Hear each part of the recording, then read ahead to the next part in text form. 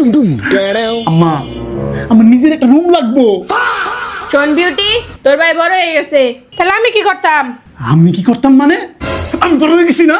আব্বা আম্মার লগে আমি রুম শেয়ার করতে পারতাম না, আমার নিজের একটা রুম লাগবো। আম্মা, আমি এই হারামজাদার আমার রুমে নিতাম না, কই দিলাম এর সাথে আমি রুম শেয়ার করব না। তোর রুম শেয়ার করতে কইছে কেডা? তাহলে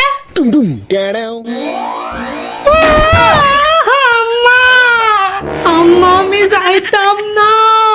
সব মাইয়া কথা জামাই পারে জানি লাগে, ভালো মতো সংসার করি।